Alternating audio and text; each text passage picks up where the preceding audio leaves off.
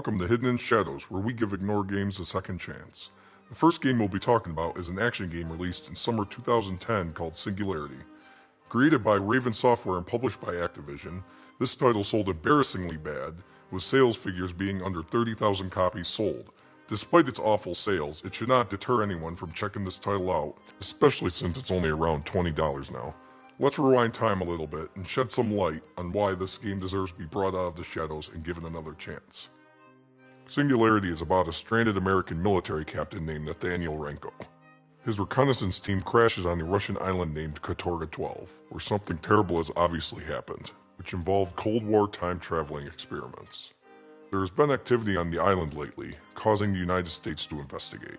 Through a series of events, including going back to the 50s and then back to the present, Renko receives the TMD or time manipulation device, and a story of intrigue and espionage begins. And I'll say right out front, the story is not the best part of this game. Though the game soars with possibilities for crazy time travel, paradoxical story hooks, it just falls back onto every military first-person shooter cliche you can think of. At least until you make it to the end, however, the game pulls some pretty entertaining plot twists. But enough of that nonsense. We are playing Singularity to shoot things and control time.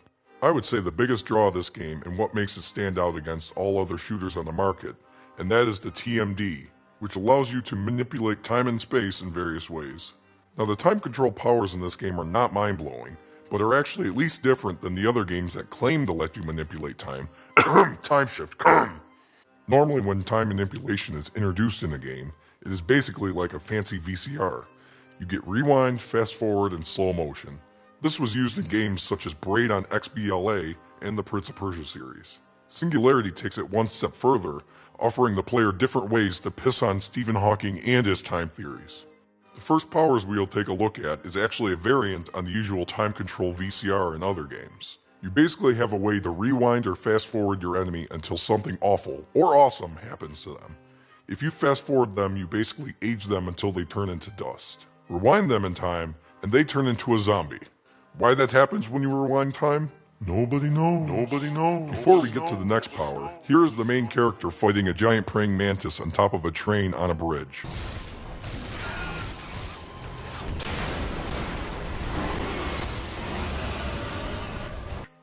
Now that everyone has had their minds thoroughly blown, here is probably the best time control power, which I lovingly call the time bubble.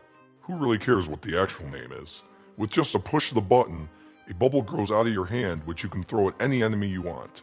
When it hits an enemy or another surface, it will expand into an even larger bubble, and anything trapped inside of it will be frozen in time. Everything trapped in the bubble will be fair game for you to run around and shoot until it dies. Then once the bubble dissipates, everything inside becomes heavier with all the lead you filled it with, and then falls to the ground dead. This power is also used to solve simple puzzles, but once you slow down a fan blade to walk through it the first time, you've done it enough times. Since we are talking about a first-person shooter, let's switch over to all the ways we can kill our fellow man. There's the usual pistol, which could not feel more weak or pointless if it wanted to be, an assault rifle, shotgun, and sniper rifle, with built-in slow-motion time control powers apparently. But those are not the weapons we want to talk about. Singularity has some crazy weapons that would make even Duke Nukem cream in his skin-tight jeans. The first weapon being the spike shot, which is basically a heat-seeking railgun that explodes on impact. Next is the Dethex launcher, which is a grenade launcher where you can shoot a radio-controlled grenade onto the floor, where you can roll it around to wherever your target might be and detonate it when the time is right. The final awesome weapon in this game is called the Seeker. Only available in certain areas, when you are wielding this weapon, you will feel like some kind of god, a god, a god, a god, a god, a god. Aim this weapon, and once you shoot it, time slows down and you fire an exploding radio-controlled rocket bullet, where you can steer it around corners and obstacles in slow motion until you embed it into your enemy's skull and then make it explode. And there really is not much more I can say about how awesome this weapon really is, so let's move on to the final thing that makes this game awesome. But before we get to that, here's another shot of the main character fighting a praying mantis on top of a train resting on a falling down bridge using time control powers to fight it. This game is just a purely fun experience. Whether you're destroying waves of bloodthirsty enemies, or fighting the urge to unload a clip into the shadows at the slightest sound during the occasional haunting moments where you're alone with your own thoughts, This game is filled with memorable set pieces, such as a decrepit husk of a ship restored to new with nothing more than your time powers. Or, did I mention fighting a giant praying mantis on top of a train that is about to fall off a rickety bridge?